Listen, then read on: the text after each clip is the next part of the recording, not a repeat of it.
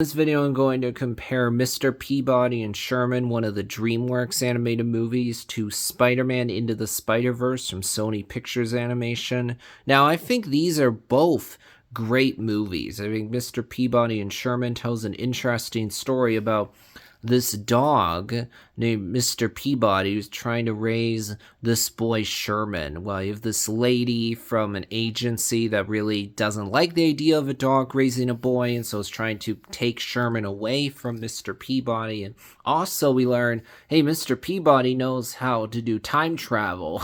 The movie has a lot of fun with the time travel, I would say. Plus it has great visuals.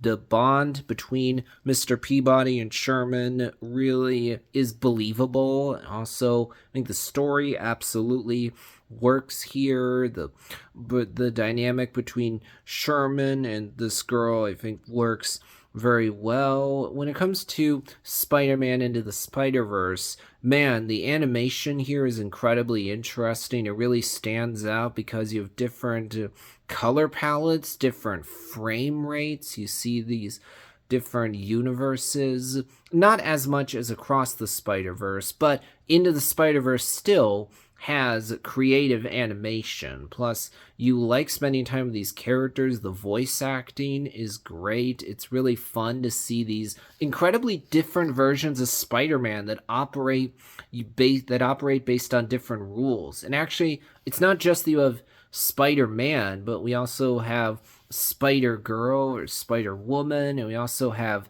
Penny Parker, this anime version of a spider person, and then you have Spider-Ham, who's a pig.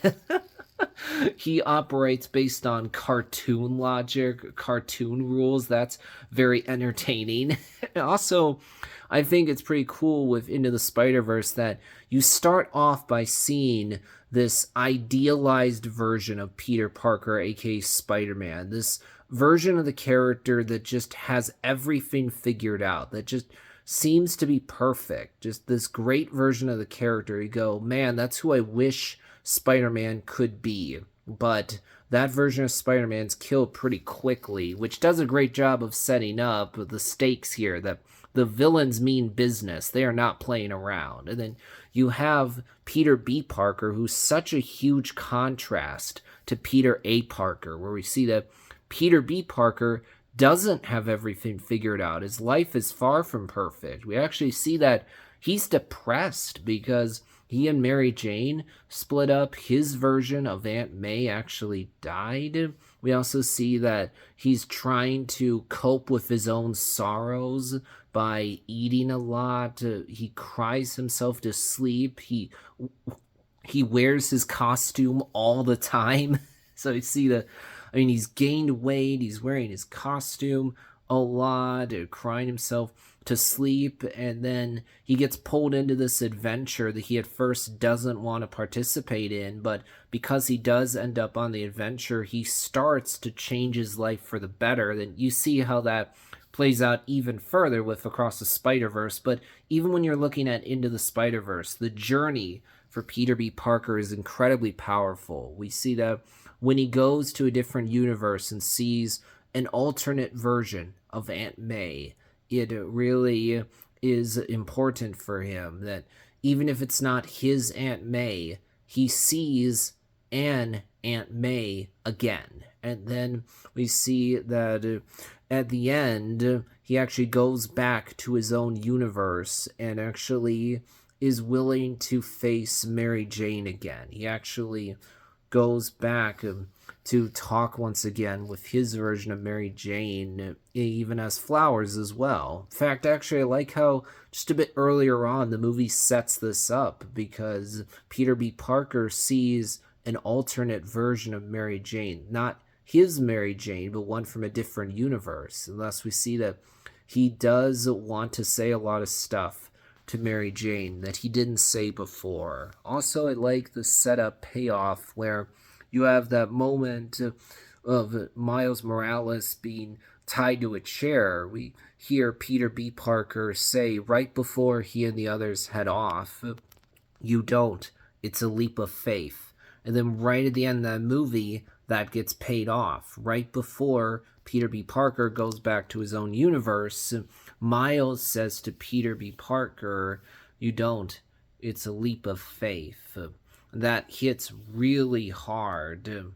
Well, actually, what happens is Peter B. Parker originally doesn't want to go back to his universe, but then Miles persuades him to go back. What's so powerful, actually, specifically, is you hear Peter is scared. So he says, "I don't want to screw things up again. How will I know that I won't screw things up again?" Miles says, "You won't." And then you hear Peter say, with actually a smile on his face, "It's a leap of faith." Thus, clearly remembering that he said those words to Miles earlier. Well, actually, yeah, Miles is the one who actually says it's a leap of faith. And then Peter smiles. He's clearly happier now than he was before. He clearly remembers, "Oh, I said that earlier to Miles. Now Miles is saying it to me." That hits really hard. And also, when Miles shows up in the third act during the final battle in the costume, he's mastered how to be invisible. That's very satisfying. Plus, Kingpin is a menacing villain, and they give you just enough to make it so you can understand why he's doing what he's doing, while you can also clearly tell that he's blinded by emotion, and so he hasn't thought things through as much as he should, because there are definitely issues with his plan, things he clearly has not given any thought to. I think Into the Spider-Verse, just a fantastic movie.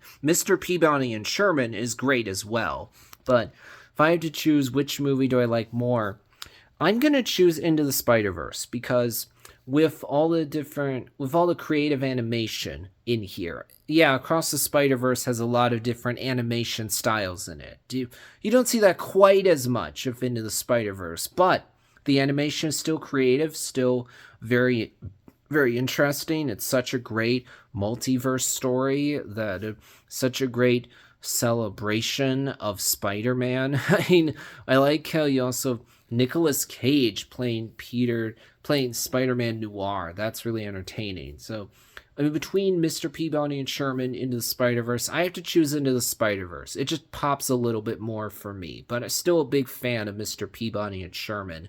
That'll wrap things up for this video.